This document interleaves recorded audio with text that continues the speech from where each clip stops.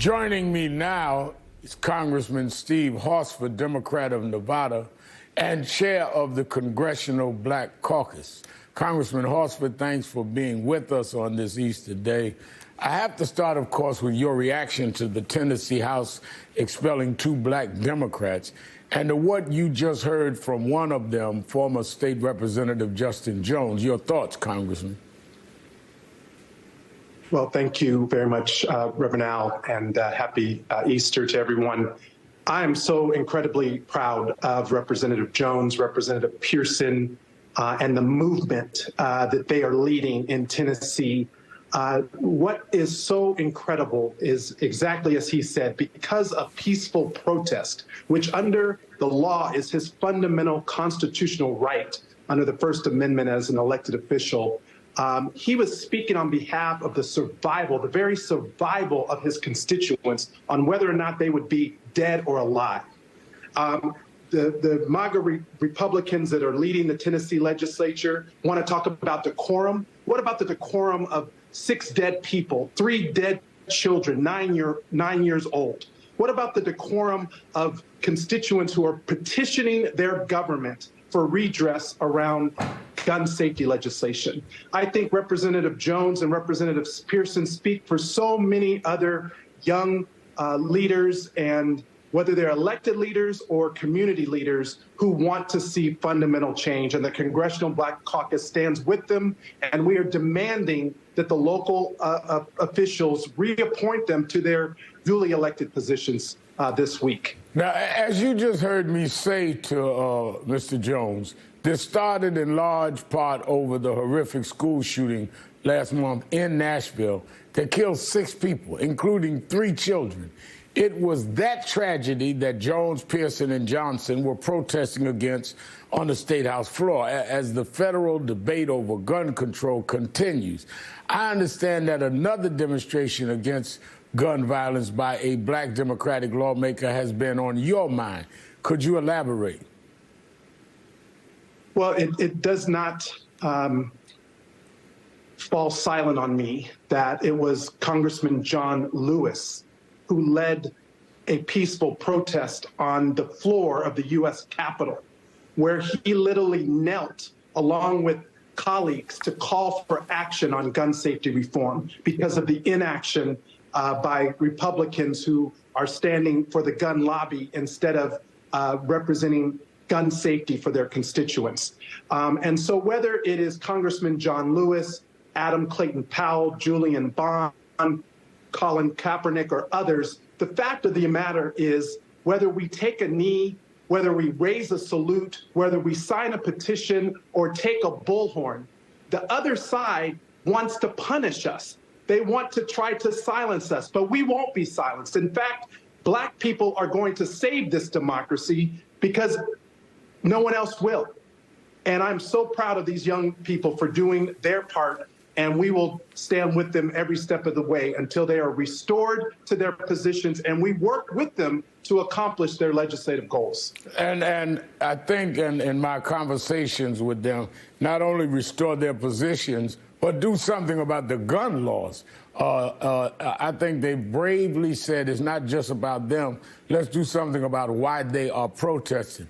While we're on the federal response to what happened in Tennessee, I have to bring up Vice President Kamala Harris, so often the target of criticism by both sides of the aisle. Yet in a response to the expulsion votes of the Tennessee 3, Politico's reporting today that Harris was so adamant that she should move quickly to support the lawmakers that she and her staff planned a surprise trip to Tennessee Friday over just a few hours that morning.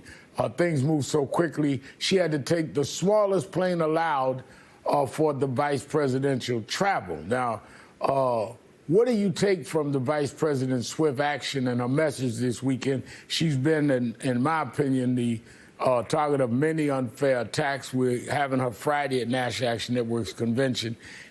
We did the Tyree Nichols funeral. She came to Buffalo after the massacre.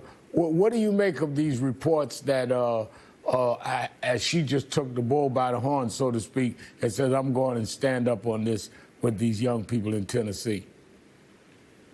the Vice President shows tremendous leadership. Look, she just got back from an international trip to Africa, working to improve our international affairs there. And she understood this moment. She understood the attack on democracy. She understands that it was those parents who needed to be consulted and comforted, who had lost their children, who needed to see a leader. And leadership is showing up. And I commend her for what she is doing. And you also noted, as you said, in Tennessee, we are not only dealing with gun safety, we're dealing with public safety. So Black people, we feel under assault by guns, by police brutality, by the very economic conditions that we are living in.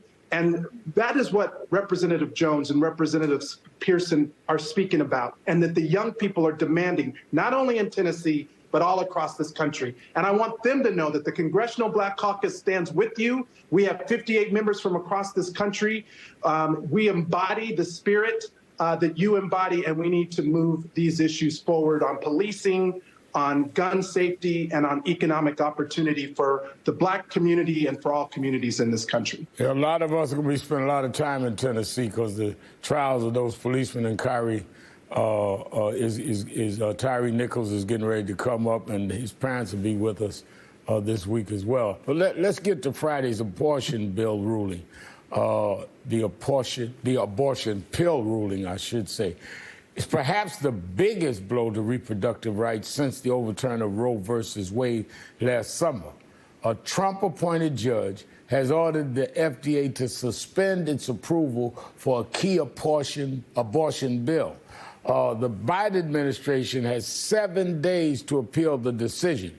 Now, many experts already say Roe's reversal has disproportionately affected Black women, especially in southern states where strict bans are in place. Now you have another court decision jeopardizing Black women's access to safe medical abortion nationwide. As CBC chair, how is the caucus proceeding on this issue after last week's ruling? Well, thank you, Reverend Al. In fact, I just touched base with Congresswoman Barbara Lee, who is the co-chair for the pro-choice caucus and who is a leader within the Congressional Black Caucus around protecting women's fundamental rights to make their own healthcare decisions about their body. What the courts are doing is wrong. What the U.S. Supreme Court did to strike down protections under Roe versus Wade is wrong, and it's why we need Congress to act in order to codify these protections. You know, Reverend Al, without federal action on voting rights, on women's rights, on civil rights, on housing rights, the courts could do just about anything to us. And with this ideologically driven Supreme Court and federal judges that were stacked by Donald Trump, that's exactly what they're doing. They're coming after our rights. And we have to protect all of our rights for women, for voting, and for communities of color who are marginalized and under assault. Representative Stephen Horsford, thank you, Mr. Chairman, for being with me on Easter Sunday.